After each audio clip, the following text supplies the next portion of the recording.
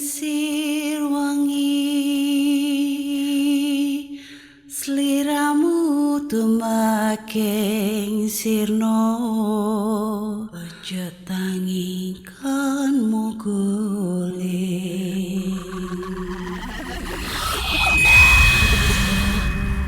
DreadOut is a third-person horror game where you play as Linda, a girl trapped in an abandoned town with her school friends. The game is available on Steam. Without your smile, 'cause I know I love you.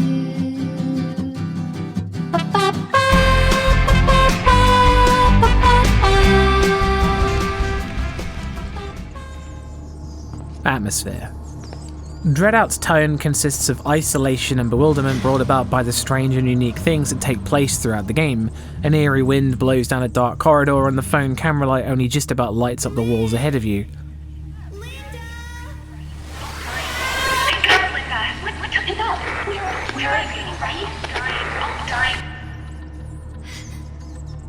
The problem is that DreadOut has a habit of betraying its own atmosphere.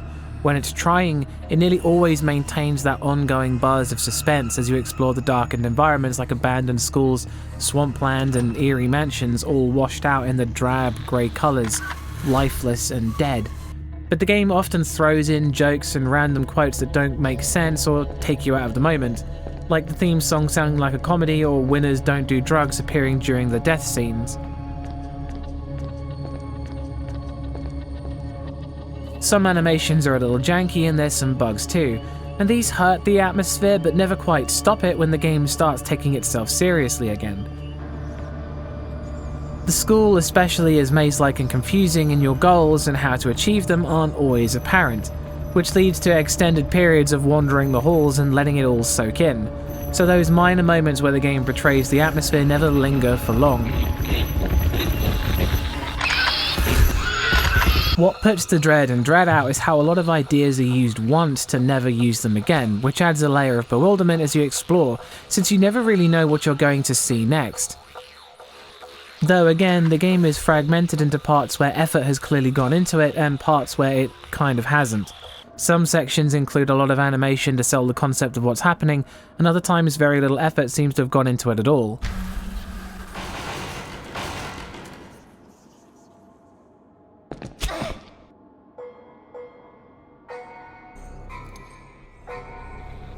The boss fights push the atmosphere into pure dread and repulsion, if only for a while, but stand out as the most intense moments during the game. Overall, whilst DreadOut makes some odd choices, the rest of its effort pays off in the end. That's one Harry Mason.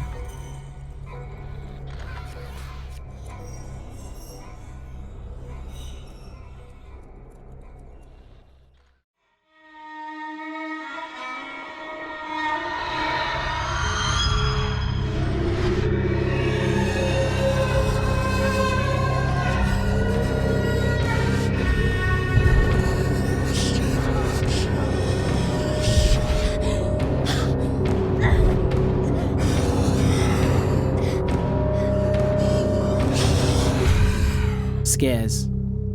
With enemies grabbing the camera and screaming into it and giant ghosts chasing you down a hallway, DreadOut keeps you on your toes for what's coming next, with barely any events that repeat, and tons of eerie moments and straight up panic-inducing encounters.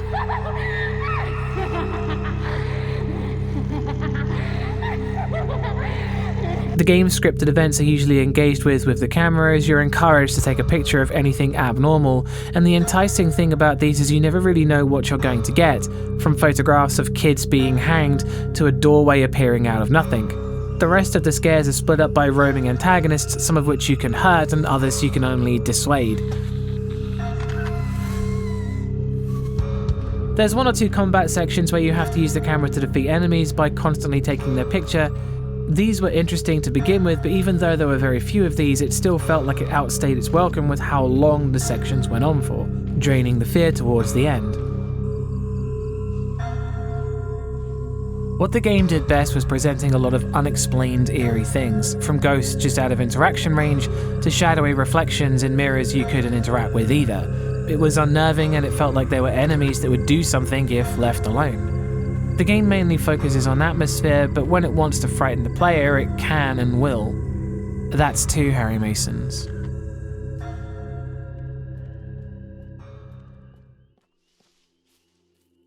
Sound design.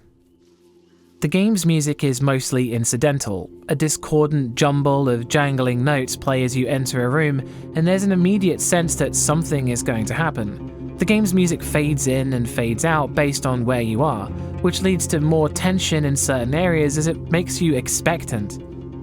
The tracks that do play constantly are never complicated in nature but give off a menacing tone, like the organ that plays during the prologue.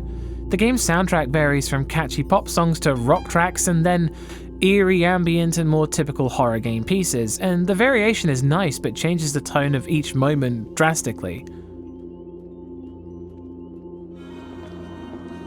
Though the moments without music are usually unsettling due to the ongoing sound effects like wind blowing, flies buzzing, and the sound of Linda's footsteps as she walks along the corridors. The ambiance is really good, with the game barely ever being truly silent. The sound effects are pretty standard, but things like the sound that plays when you're near a puzzle or objective is unsettling to hear.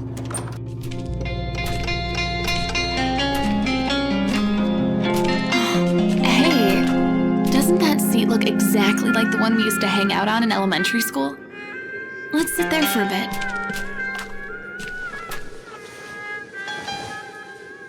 Reminds me of the first time we met. You still remember, don't you? Oh, I see. Typical girl time. Hey guys, we're about to check out the inside. Wanna come? Maybe later. Okay, you're lost. The voice acting is a little all over the place, with some characters giving off really high effort performances and others really hamming it up. The dialogue is again another head scratcher as it keeps betraying the tone of the horror, but it does also fit in with the sort of things kids would say in that situation, usually. To say the least, it's unique. The directional audio works well enough to tell where an enemy is, which is great, and the reverb brought on by the environments is realistic and keeps consistent with the locations you visit. Whilst again, like all the other points, it's not perfect, but it does more good than bad. That's 3 Harry Masons.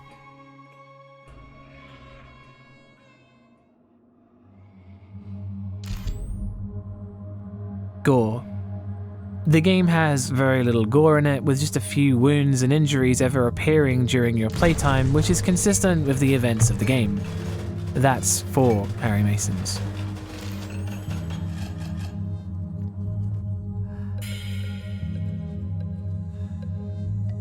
Story. Linda, a high school student, her teacher, and other classmates stumble onto an abandoned town and are one by one consumed by the darkness seemingly lurking there. The game's story rides the line between not being conveyed very well and simply not being there to convey, which makes the story feel very fractured to anyone completing a single playthrough. It feels as though many things happen for seemingly no reason, but also that they have significance to the story. It's confounding. You're often presented with something that seems important, but you can't really tell why. But it does seem that this is all done on purpose to make the story more engaging for people who try to come up with theories of their own, with characters dropping hints of loops and predetermined fates. The game did have a journal to read, and there's some interesting things in it, and underneath this there are more traditional horror moments with abusive school teachers and creepy backstories, more easily accessible that will keep you going around the confusing overarching plot. But due to the way the story has been designed, you'll either walk away eager to learn more or just confused and indifferent, making the final score 4 out of 5 Harry Masons.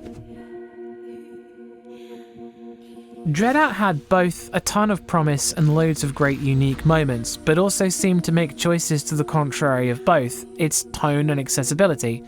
The puzzles were confusing and weren't easy to understand, just like the story, and throwing in jokes, pop songs, and strange dialogue made the game feel awkward in many places. I ended up enjoying the game half the time, but when it came to a halt, it really dragged. Again, I'd like to remind you the whole thing is down to my opinion in horror games, and if you don't share this opinion, then that's cool, I get it. I'd like to point out that whilst I'm glad my camera had infinite battery, I did not hang around to find out what the ghosts were up to and advise you don't either. There will be more horror reviews in the pipeline, and thanks for watching. Don't forget to go check out Bumps in the middle of the night. Peace.